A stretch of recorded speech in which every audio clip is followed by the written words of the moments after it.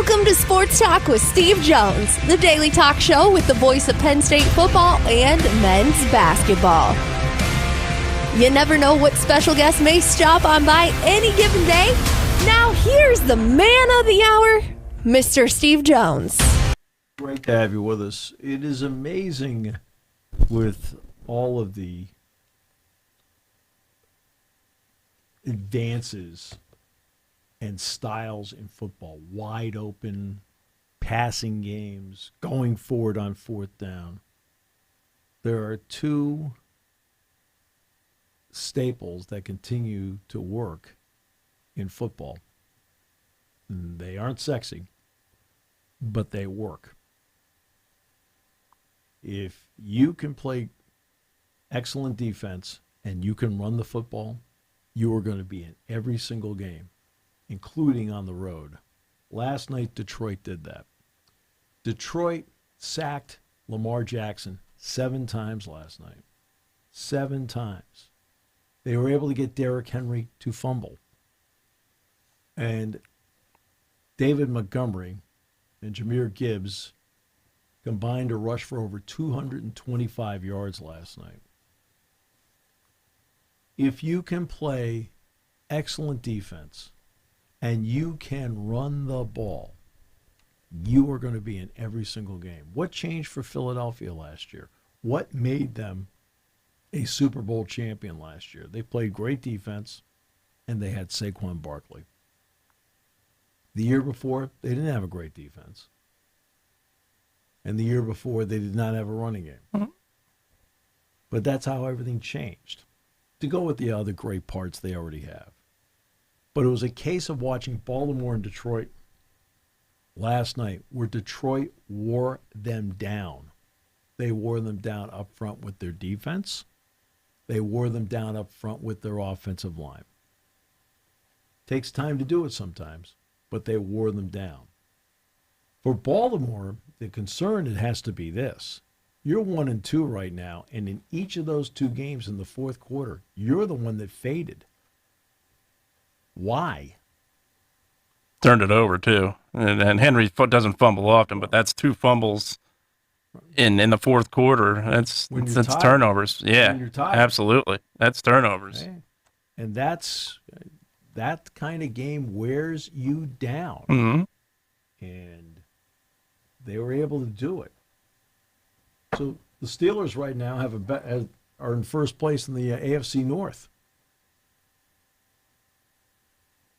And that doesn't look like a first-place team at all. No, especially defensively.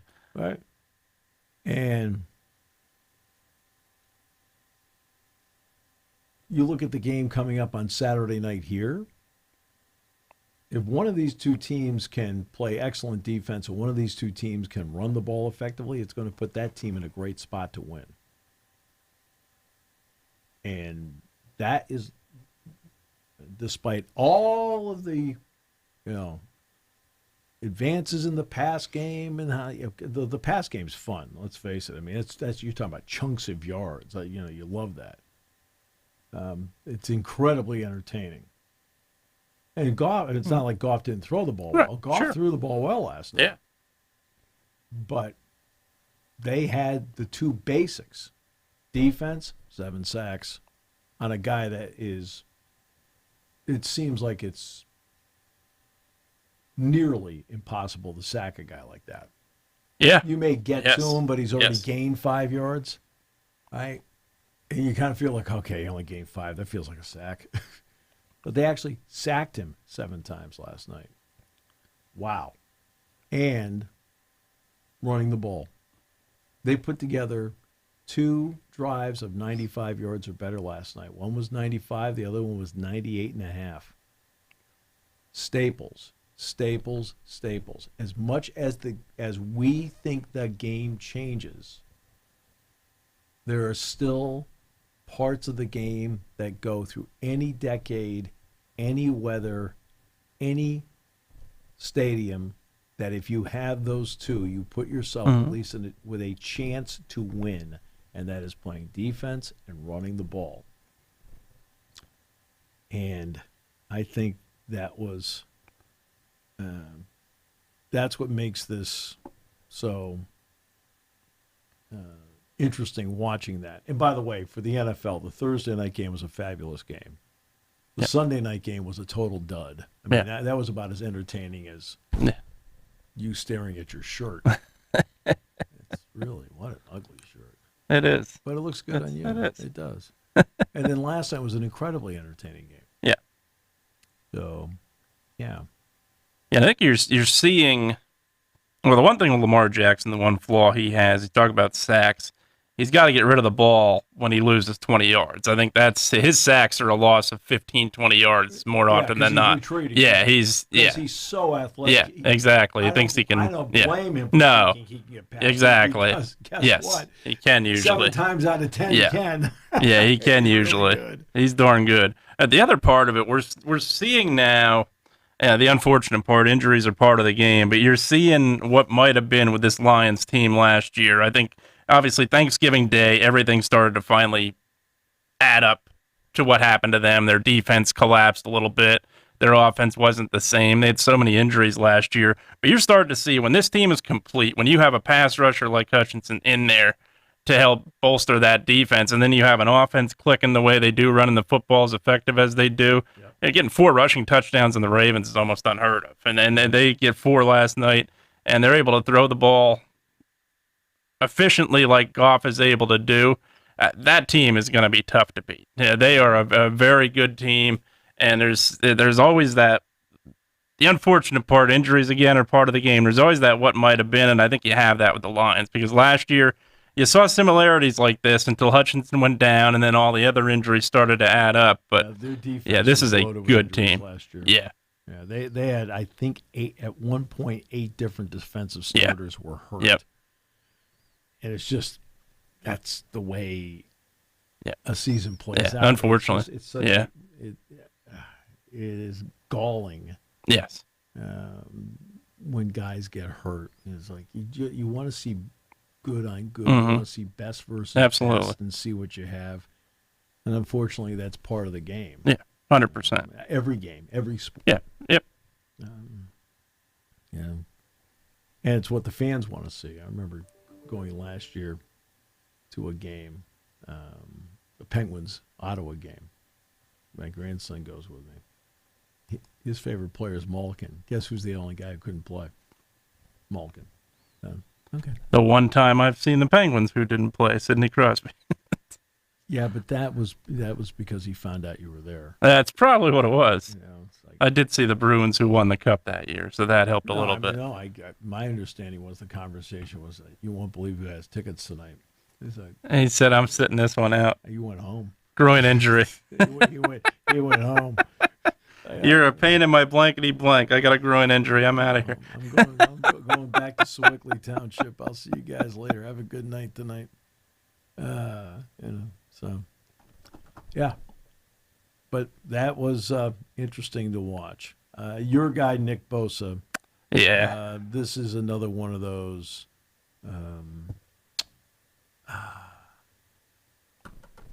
This is so tough. I mean, I hate injuries. It's also the ACL in the same leg he tore it previously. That makes it, I don't want to say it makes it worse. An ACL is an ACL, but it doesn't help it at all. Right. Yeah. It's a clean tear, which I'm not a doctor, but typically surgery will be easier and quicker, but it's still a long recovery. Yeah. No, it's a long recovery, and you don't want to see any team without one of their top 5 players. Absolutely. And Bosa is one of the top 5 players for the 49ers, which is easy because their roster is lousy. That's right. Kittle being one of the other ones. Yeah, Kittle's out. Yeah. I mean, they lost McCaffrey last year. Yeah. They've been playing without Brock Purdy, but winning without him. Well, it feeds a lot of other people's opinions. But McCaffrey's on pace to get... Can I just say something about this for a second?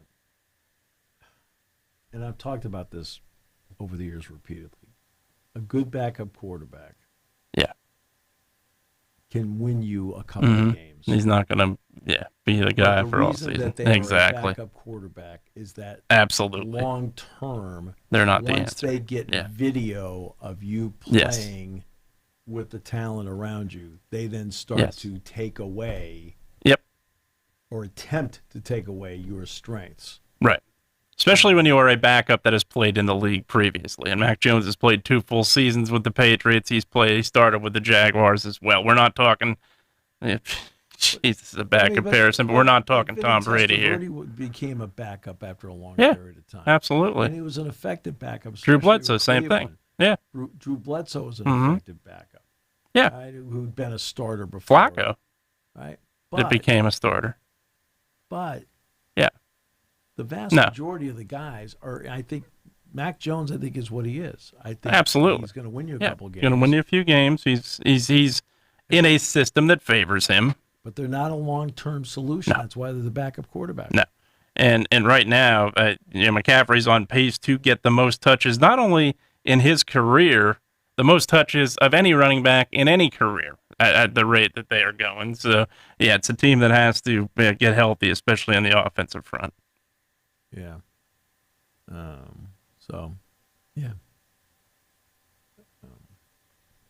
So there you are. So where do the 49ers go from here? I think now they've got, well, I don't know who they have this week, but I know next week Jaguars. Thursday night game with the Rams. Yeah. Yeah, the Jaguars at home this week.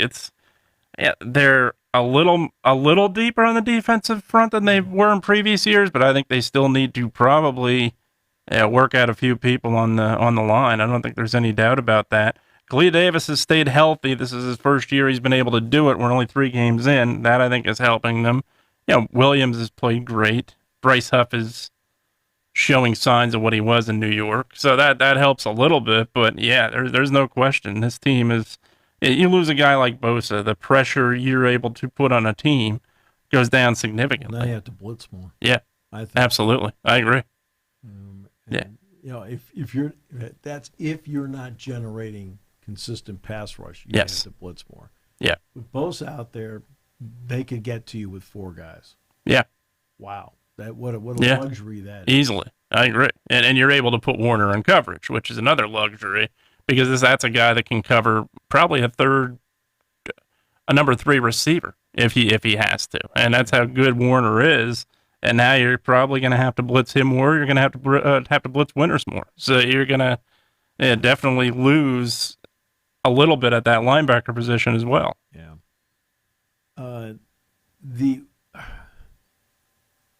We were talking yesterday about the push, and you were telling me that New Orleans was called for a false start. Yeah, false start. And this is what is bothering me about what Philadelphia is doing. They have false started on 2 multiple times. Yeah, on 2 touchdowns and another play. Yeah, the third down in the Chiefs game. Yeah. Yep. Third down and the 3rd and 1. Was it 3rd and 4th? Yep. Yeah. So 2 4th down plays where they scored in games that, there is no field goal at the end. No. They call that right. Right.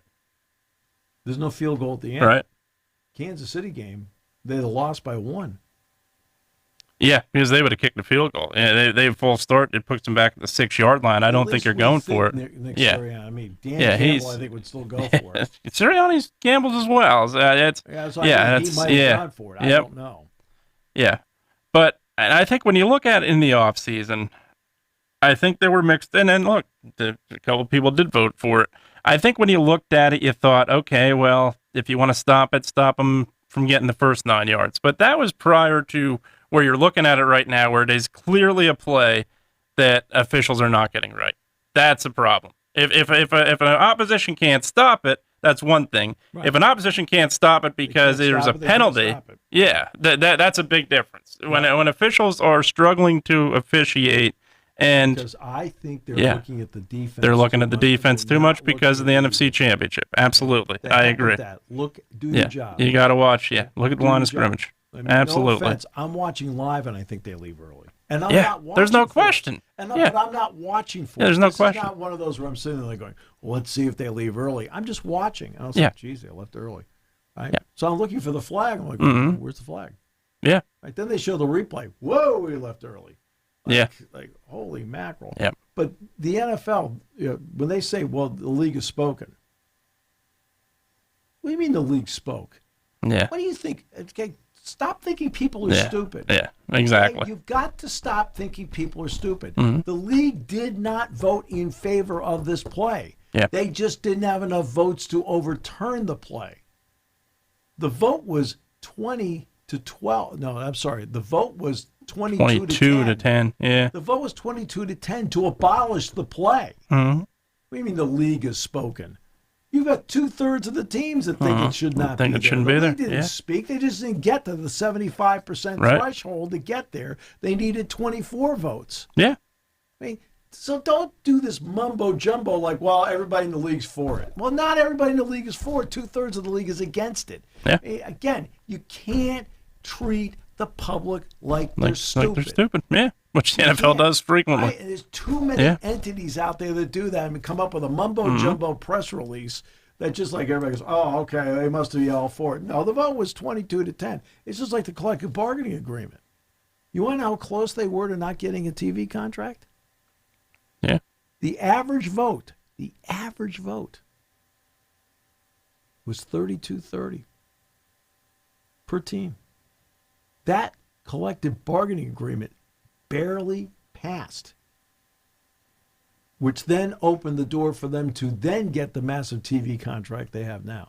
But that collective bargaining agreement passed by a hair. And, well, they're great. The other players are all for it. Now, the players are not all for it.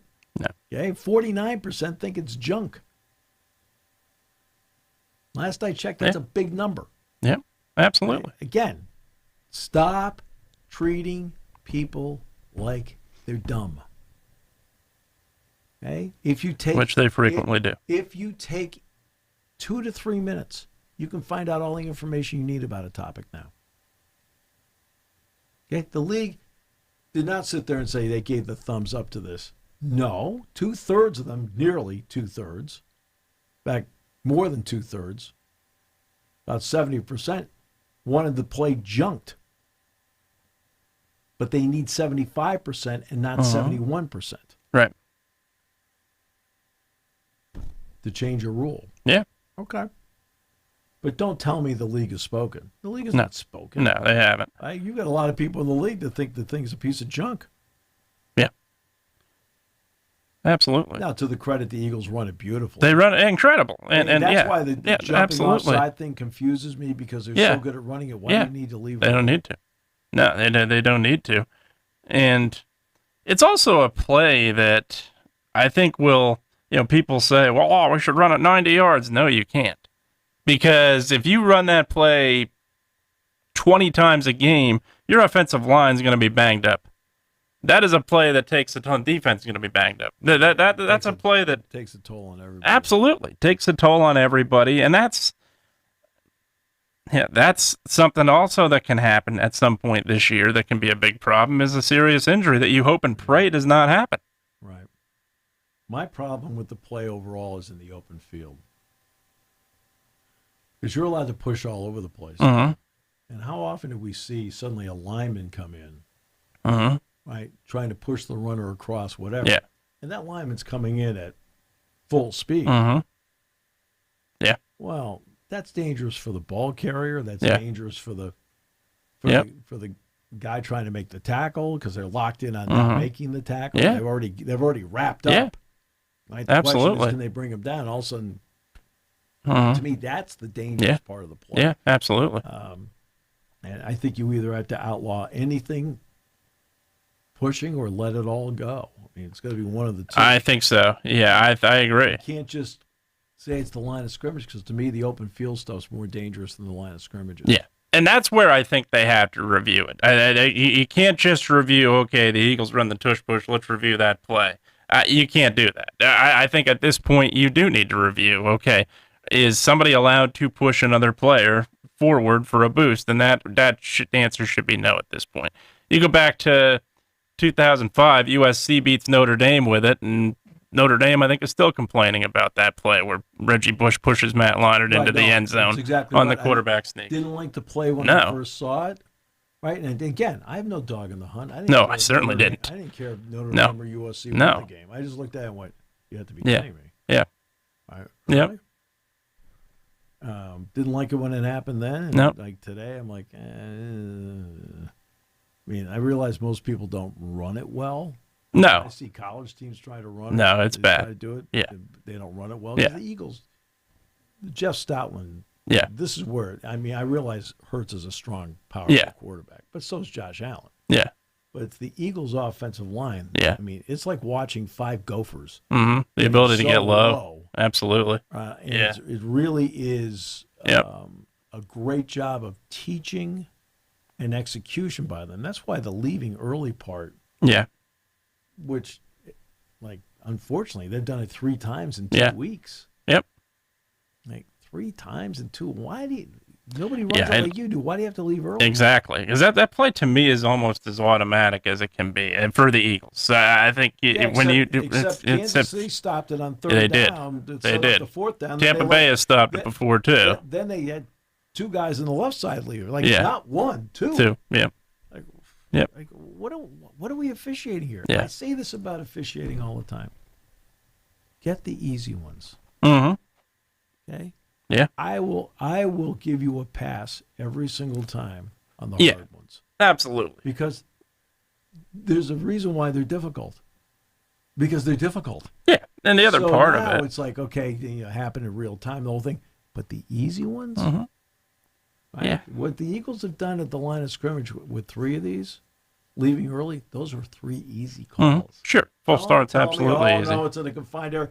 You're standing in there. the line of You're the scrimmage. one You should easily see it. Absolutely. But if a guy does this, they call it. They call it. You saw that. Yeah. Yep. Right. Like moves his left shoulder. Yep. Up, false start. Saw that. You saw that, but you didn't see the guy take off for the ball. Mm-hmm. Come on. At that point, after the game, I'm on the phone with you saying, "What are you watching here?" Yeah. Brady saw it live. Yeah. Down in Kansas City. To his credit, I think it became noted for 2 reasons. Number one, it clearly happened, but the other part of it, 3 reasons. The other 2 reasons, Brady, I think clearly seeing it, calling it out. Yeah. I think I've complimented Tom Brady, whether you like him or not. I think he sees the game better than I'm tired of. Brady. Absolutely. He sees the game better than criticism. Yeah. In a lot of different areas where it's just getting old. Right? Sure. Let's do the easy thing. Sure. It's easy to criticize Tom Brady. Guess what? Tom Brady's getting to be really good. He's a winner, and he sees the game better than just about anybody I've seen. It just sees the game perfectly. And the other part of it was I'm a Brady fan. I don't care less one way or the other. I don't care how many Super Bowls he won, lost, the whole thing. Right. I don't have a dog in the hunt. No, I don't either. Just listen to somebody and go, you know what? Herbstreit's really good. Troy Aikman, he's really good. Aikman's phenomenal. Right? Yeah. I think Greg Olson's pretty good. Well, guess what? I think Brady's now become really good. Yeah, Brady has. Right? I think he has. In a short period of time, he's more relaxed. He's more whatever. And I think because it's who he is, I think J.J. Watt's going to be. He's actually turned out to be decent so far. Yep. So far, so good. Yep. And the other part of it, Dean Blandino coming out openly saying this play is tough to officiate. That's going to raise an eyebrow for a lot of people. That when you openly come out and say, hey, this play is tough to officiate, that opens the door for a lot of things. That opens the door for fans to criticize. That opens the door for the league to take a long look. That opens the door for teams to complain. That opens the door for so many things. And I think when those 2 things happened, suddenly it became a significant issue. Yeah. Look, there are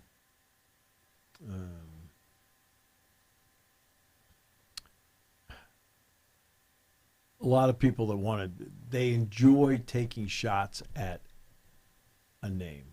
Sure. Okay. Or a winner, more so. I've heard a lot of people call you. Well, that. A lot of people say, man, Jason Lord, he's a real winner. Yeah. I knew you'd take it as a compliment. Right. Well, they tell me I'm number 1, but they don't put the index finger up. I can't figure it out. Wow. Brutal.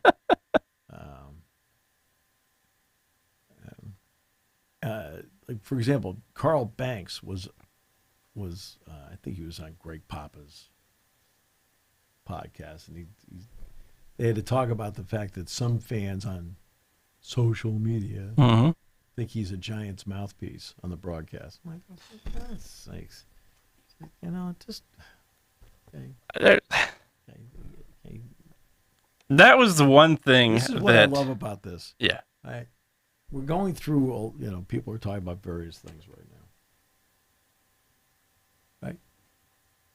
He could get on there and say anything he wants. Mm-hmm. And guess what? Yeah. He might not be doing the next game. Yeah.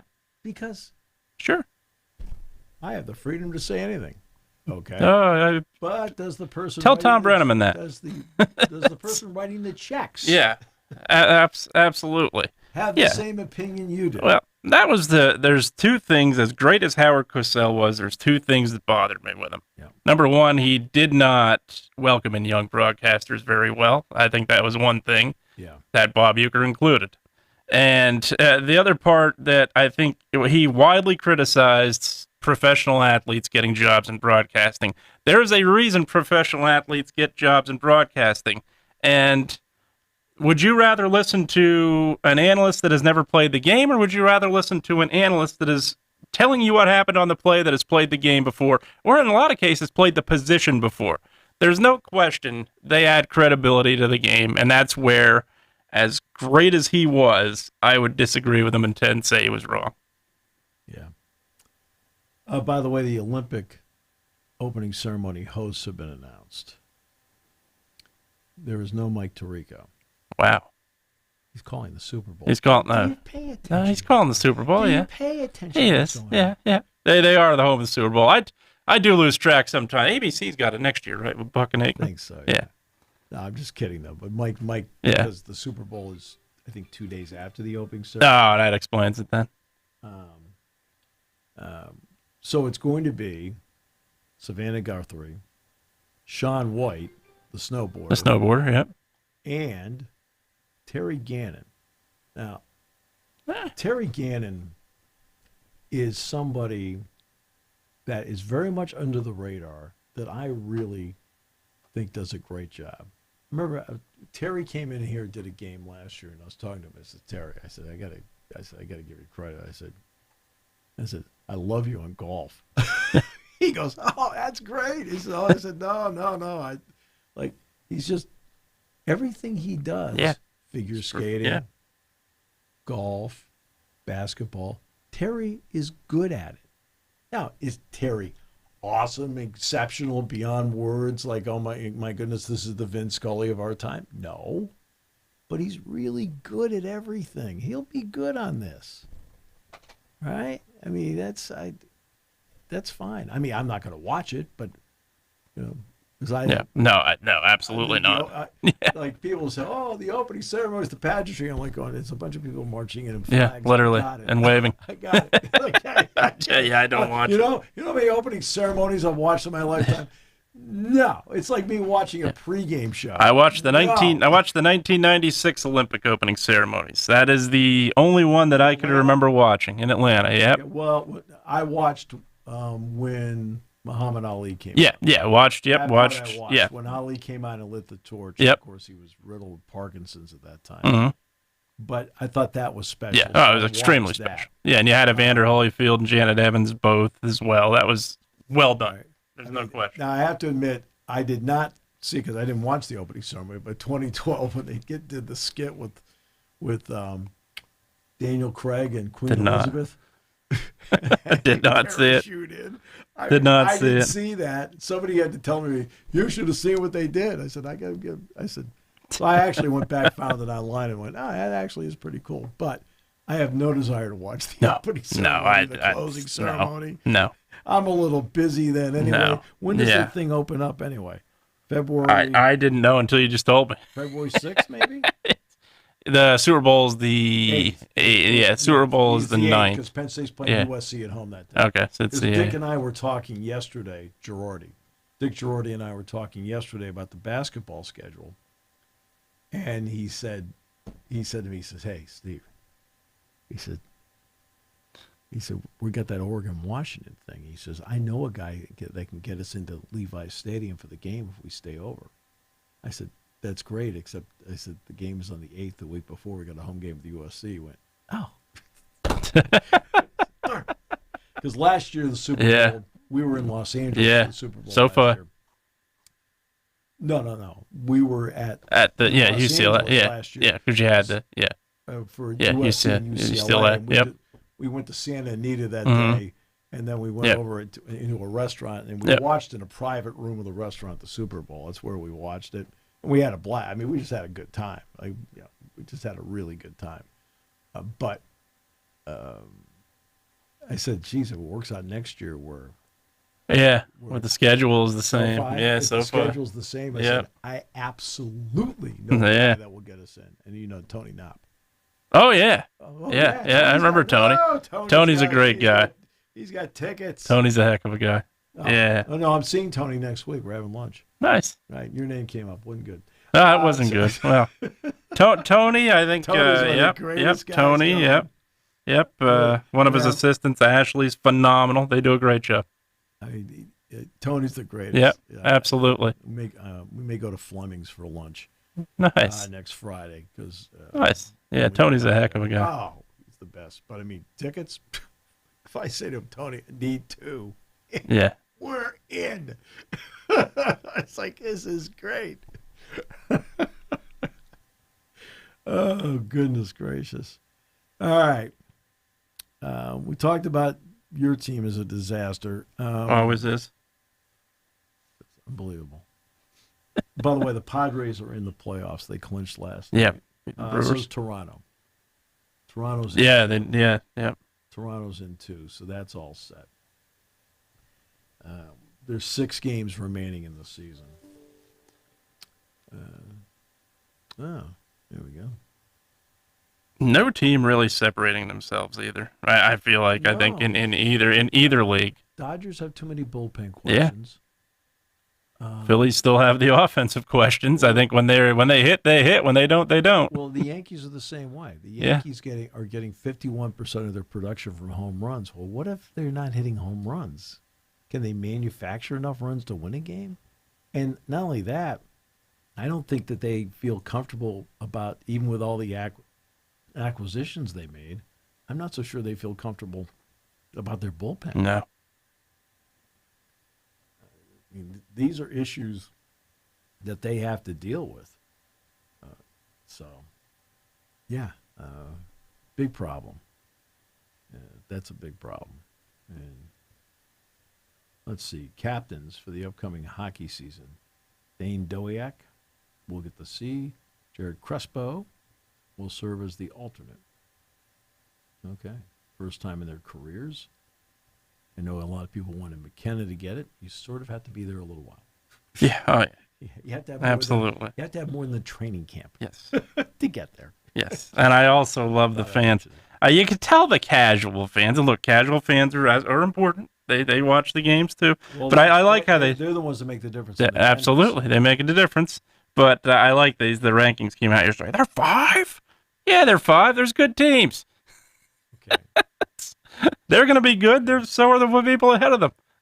It's amazing over time how you do change because of experience. Mm-hmm. You just change your opinion on things, and suddenly things that you thought were important have now become, to you, I'm talking about me, who cares?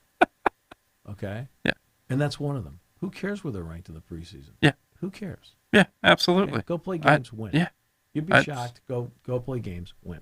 Yeah, absolutely. There's no question about it, especially in college football. And James Franklin made the point. He doesn't put the AP rankings in his man cave, nor should he. You have college football. You have, number one, especially now that it's a 12-team playoff, it really doesn't matter where it's preseason rankings. When it was a 4-team playoff, it didn't matter. When it was a 2-team, a little bit. Because if you're not in the top 25, you got a long way to go to get in there. But no, and at this point in time, no, rankings don't mean a thing. But what makes me laugh is when I hear somebody here will say to me, and I understand because people are trying to read, in other words, they're trying to get as much info as possible. Yeah. So I totally get it. I get it too. Right? But when somebody says to me, says, well, did you see what they did with Penn State's FPI? I said, who cares? Yeah. I said, the FPI doesn't determine anything. Yeah. It determines nothing. Yeah. Right? It's just another make-believe computer ranking. Absolutely. We fed all this stuff in. This is what we came out. I said, what does it matter to you? I said, win the game on Saturday night. Who cares about what the FPI ranking is? I said, the FPI doesn't determine the national champion. No. The AP poll, which is great, by the way, for promoting the game. It's great for promoting the sport of college football. Sure. Number 9, as are the Illinois coaches. Goes on the road to play number 19, Indiana. So you assign numbers to the game. We're like, okay, this is a big game because they've assigned the numbers. That's great for the game of college football. But the AP has literally nothing to do at all with determining the national champion. The coaches poll has nothing to do with determining the national champion. Right. I've talked about this in basketball for years. They put out the AP and the coaches rankings every week, and I said, they have a tournament. Who cares where anybody's ranked? Yeah. There's a tournament. Exactly. There's a lot of teams in the tournament. Yeah. It's the same with the playoff at this point. You have plenty of teams. You lose 2 games, you're in the playoff. You're still in the hunt. Right. Especially if you're in the Big Ten or SEC. You're absolutely in with 2 losses. College basketball, how many you can lose a bunch of games and get in. I mean, look at last year. 14 SEC teams got in out of 16. They weren't all 20-game winners. No. Okay? Nope. And most of them did fine in the tournament. Sure. A lot of them held their seed to their credit. Absolutely. But like things that I thought were really important coming through the ranks, 70s, 80s, 90s. What's the rank? Now I'm at they're not. To me, it's I mean, I don't even know. I literally do not know what Penn State's coaches ranking is this week. I have no idea what it is. I know it's 3 in 1 poll. I didn't know if that was AP or coaches. Yeah, I don't know which one it is. Yeah. And it's only because I saw a graphic up on I saw Miami Saturday jump night or during the Miami-Florida game. Yeah. They had the graphic up about, games this week. And I don't know when it was. It was whatever. I think it was Sunday Night Football. Yeah. NBC was promoting the game Sunday night. Yeah. That was coming up. That's the only reason I know is I saw 3. But I don't know which poll it is. I don't know if it's both polls, one poll. Because I don't pay attention you don't need to. it. It doesn't mean anything. No, to me. you don't need what to. What means something to me is the matchup of the on the wide field. receivers against the DBs. What means something to me is the matchup of Penn State's quarterback and their wideouts against what they do in the secondary. What can the offense? That's what means something to me. It's week 4. It's a big game. Absolutely. You got it? Right? Not the first big game Jack and I have ever done together. Not the first big game either team has played in. Right. Yeah, this year, yes, but not. This year. Yeah. I mean, Dan Lanning's coached in big games. Yeah, James absolutely. has coached in big games. Yeah. Come on. Yeah, same 2 teams that played for the Big Ten championship last year. They've both won big games. Yeah, absolutely. Right? Contrary to popular belief, James has won a lot of big games in his career. Right? Beat Michigan 3 out of 4 years.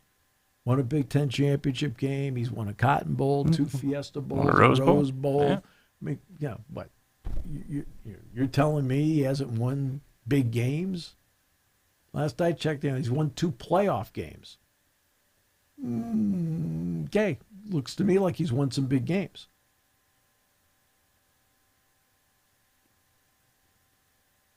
Maybe I have a different standard for a big game, but then I was sitting there and it felt big at the time. Mm-hmm. But you lose, you go home in the playoffs. Yeah. No matter who you play. Yep.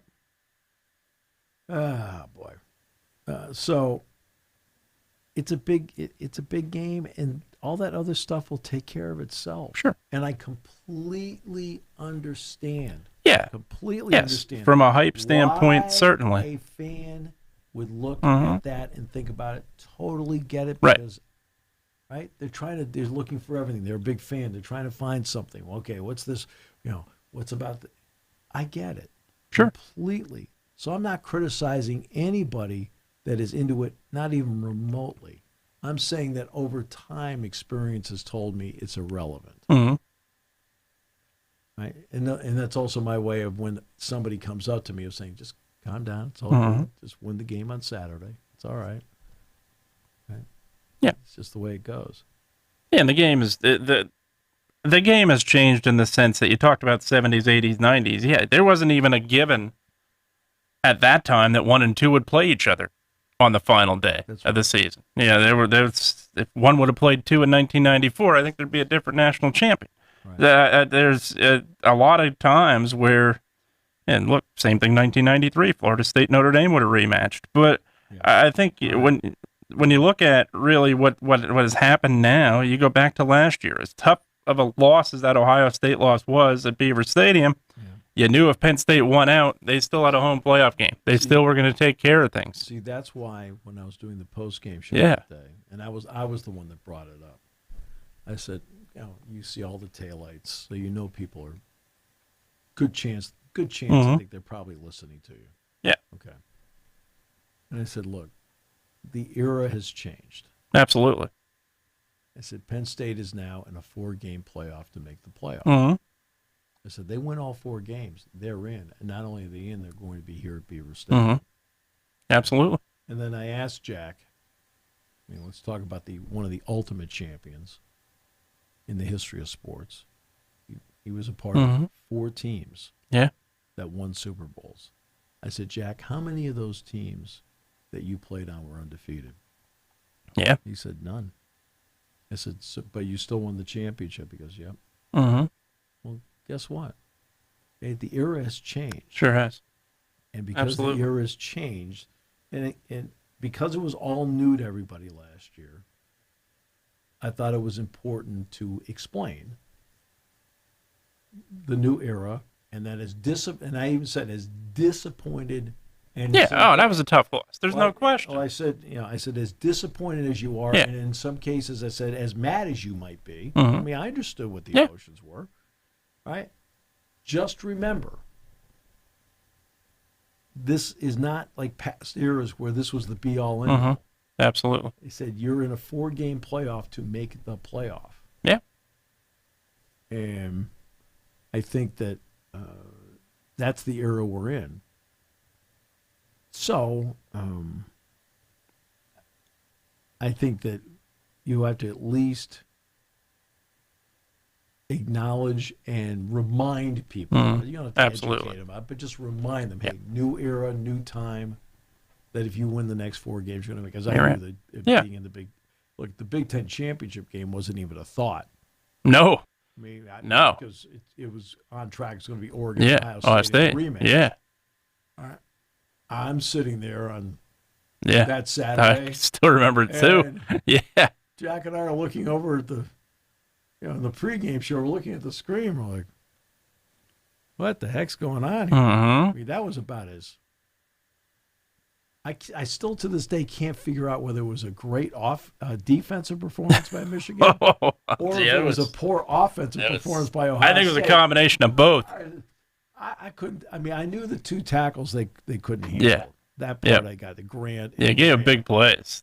Grant and Graham. Yeah. I couldn't handle. But like the 2 of us, I said, Jack, I can't tell whether Michigan's playing great defense or Ohio State just stinks on. It's Sawyer. You see Sawyer pick that pass off. You're thinking, oh, there it is, and then 3 and out. It's like, God, can't do anything. Yeah, okay, literally. I'm looking around. Yeah, let's kick a field goal. It's like the guy walks in here. He's automatic from 80 yards out. Boom, good. He goes into this game. What? Wide left. Right. Yeah, missed them all. Like, it was just I couldn't get a read on it either. Out of nowhere, I'm thinking. I said, geez, Jack. I said, Penn State might go to Indianapolis. Yeah, that's what we were talking about. We're like, ooh, gonna have a game next week. Because I already had it set up the next weekend what I was going to do. Yeah. Hey, I'm going to have because the Big Ten basketball schedule lined up perfectly. I didn't have to worry about doing a game on Friday or whatever. Yeah. I said, I already had it planned what I was doing that next weekend. It's like, hey, it's a bye week. Yeah. It's off weekend. Great. Suddenly it wasn't. All of a sudden, like, I'm sitting there on Sunday morning the next day. Okay, Oregon, okay, quarterback, okay, Dylan Gabriel, okay, Gabriel, 78% of his passes, touchdowns, okay. All right, let's get to the running backs. James. Like on Sunday morning, like it was a good kind of work. Yeah, absolutely. But I didn't expect it. There's no doubt. That's the way. That's the way sports is. Sure. Sports has all these unpredictable endings. The Jets block a field goal, run it back for a touchdown. The Buccaneers come down, wearing Bruce the Buccaneer on the helmet, right? Yeah. The creamsicle uniforms. The creamsicles with Bruce the Buccaneer. Yeah. And they kick a field goal and win the game. The Eagles, right? Why do they call it gambling? Yeah.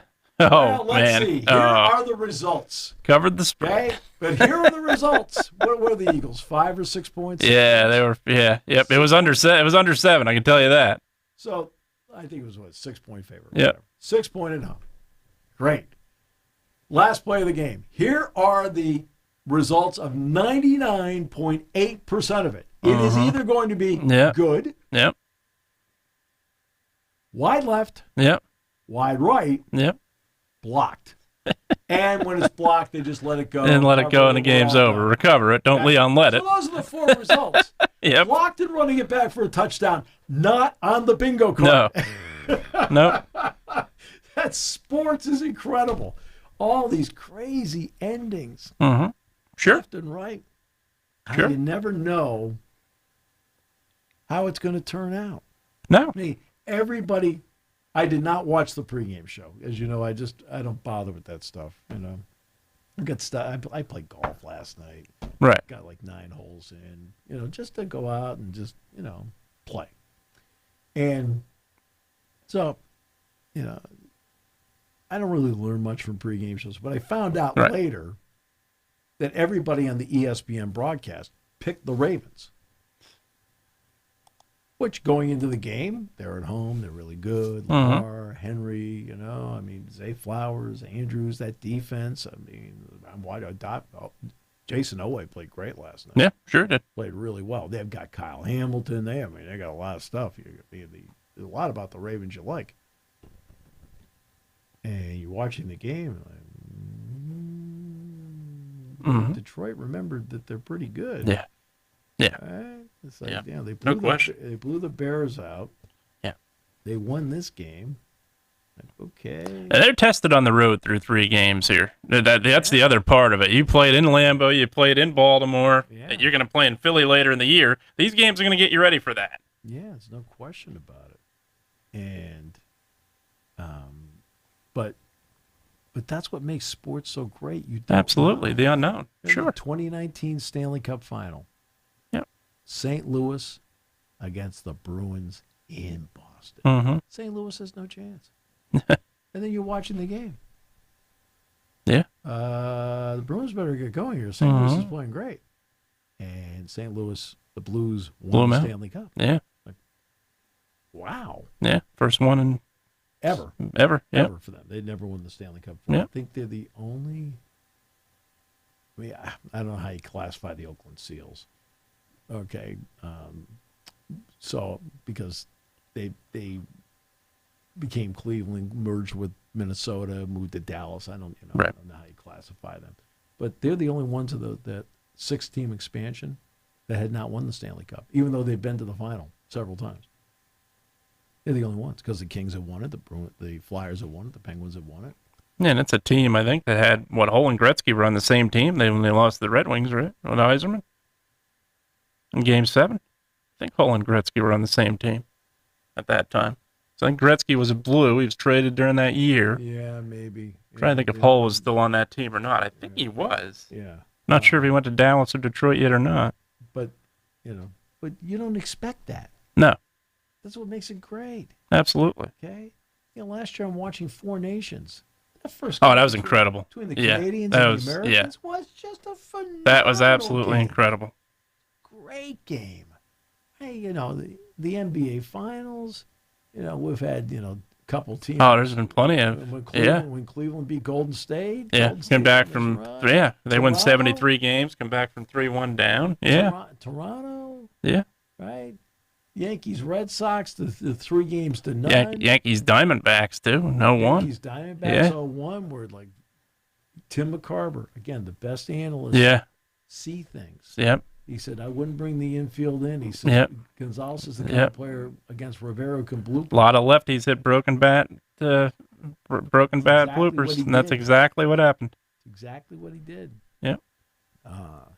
So it's that's what makes sports so great. It's just it's unscripted. Yeah. Despite the fact that in football they script the first 15 plays. Yeah. Okay. Yeah. That's what's made. Yeah, I think that's what made the name March Madness. And there's so many upsets that get you ready for the tournament. There's so many upsets in the tournament. Yeah, it's so it makes it fun. It's remarkable to see all this. Yeah, absolutely. That's why the first couple weeks of the NFL season, of the top 15 rated shows, 13 were NFL games. Yeah, that's why at the end of the year, normally of the top 100, usually it's 77 or 78 NFL games. Not surprising. It's also a big reason why you look at, December 20th last year, prime example. The Penn State's not going to compete with the Steelers. Penn State's not going to compete with the Eagles when it comes to game times in the playoffs for that exact reason. Yeah. You're not going to win. And that's college football, as popular as it is, as great as it is, the NFL will always be the top. So the ACC has now become the last of the conferences to vote to move to a 9-game conference schedule. The athletic directors voted overwhelmingly to support the addition of an extra league game. Now, they do need formal adoption by the conference's faculty athletics representatives. I'm sure that'll be difficult. No. How do we vote? Almost like the Distinguished Gentleman movie. Don't we always vote for Johnson? Yeah. Did you vote yes or no? We voted yes. You very much appreciate your time. Meeting didn't take long. The ACC's decision, assuming it's finalized, comes a month after the SEC announced it was expanding. They will require ACC teams to play at least one other Power 4 opponent. Now, that requirement helps protect the rivalries we've always talked about. Louisville, Kentucky, Florida, Florida State, Clemson, South Carolina, Georgia, Georgia Tech. Clemson also has that long-term series with Notre Dame. Was it a 12-year series? Something like that. Yeah. Right? So they've got two Power 5 conferences, because those are not conference games, right, with Notre Dame. And I'm going to guess that Duquesne doesn't count as a Power 4. Kidding. Pitt plays Notre Dame this year, right? Do they? Yes, I believe so. End of the year, towards the end of the year. Where's that game? Is that game in Pittsburgh? That game might be in South Bend, I think. Okay. Yeah, I think that's, trying to think. Yeah, I think that game may be in South Bend. I feel like if it was in Pittsburgh, we'd be hearing about it a lot more. Mm-hmm. Yeah, probably. I mean, that game is in Pittsburgh. Oh, that game was a sellout then. Yeah, absolutely. What's the date of that game? November 15th. Okay. Yeah, Penn State's at Michigan State that day. Yep. Major League Baseball owners did approve unanimously the sale of the Tampa Bay Rays to Patrick Zalewski, and they're going to finalize it this week.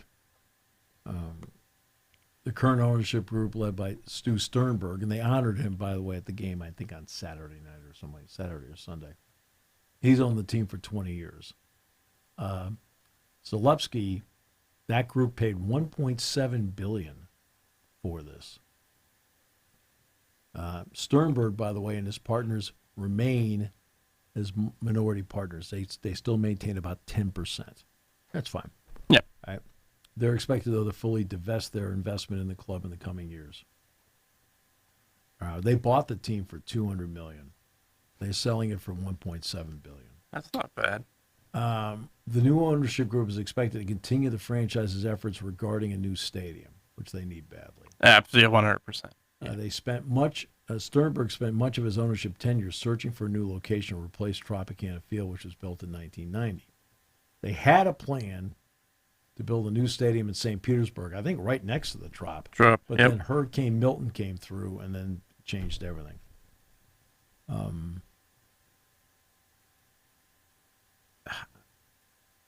I don't know how often you've been down there. Tampa area? Yeah. Not been to the Trop. I've been to the Outback Bowl. Yeah. Yeah. That's right. They threw you out. I forgot. They did have to jumpstart Pat Bowlen's rent-a-car.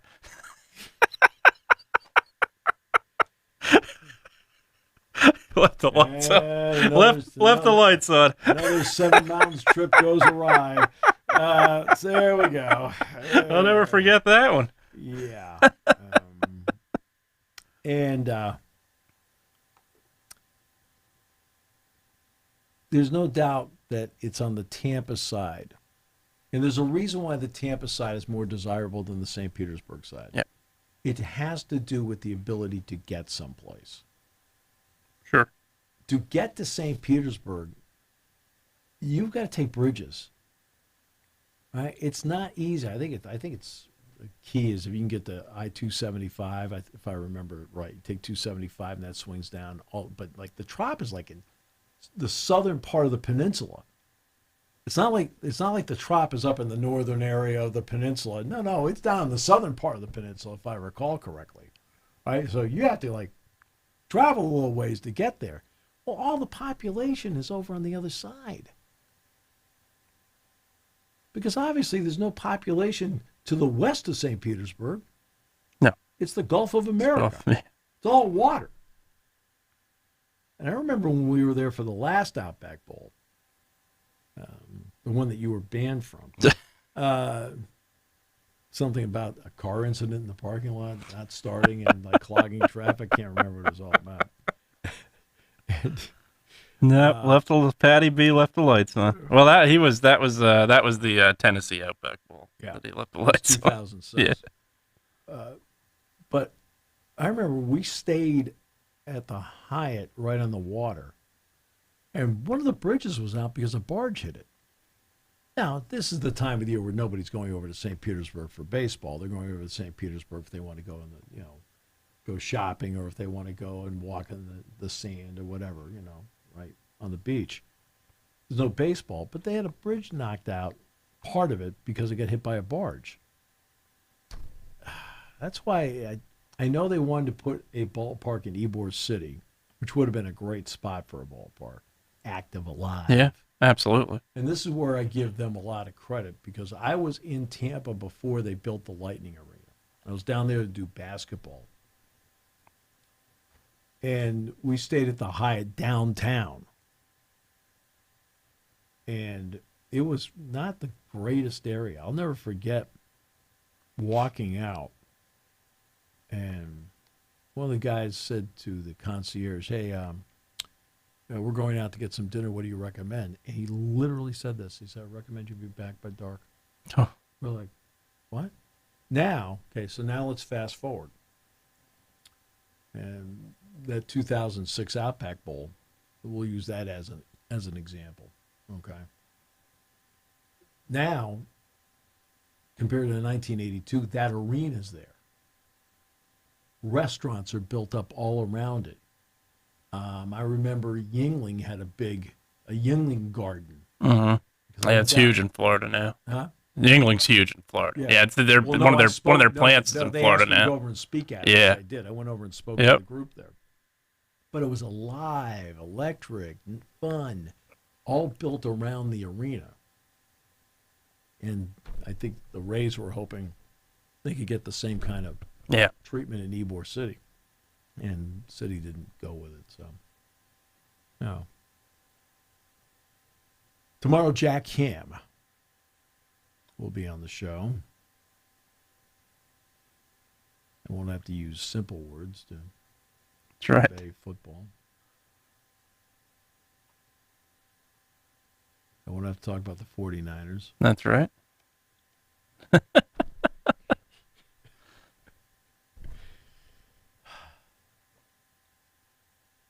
or the Sixers. Well, or the Flyers. I don't think they talk about them in Philadelphia. Yeah. Or the Phillies. Well, the Phillies are fun to talk about. I actually think the Phillies are fun. Yeah. I actually think the 49ers are fun, just they're just always banged up. Yeah. Yep.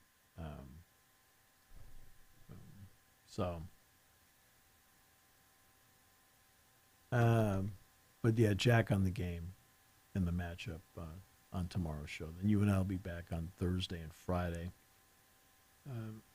Where we're just going to talk about things that you want to talk about.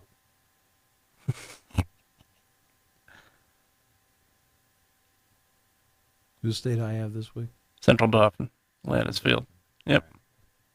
And that game is on the road to Landis Field. Okay. Yep. Do you have to leave early? Friday, I can still do the show. Yeah, I'll be on the road. Be on the road about 4:00. I don't think it takes me that long to get to Harrisburg. I set him up on this stuff. Okay. All right. I have to do something here in Portland, so I gotta get out of here. Okay. I'm not kidding. I got to do something in Portland right now.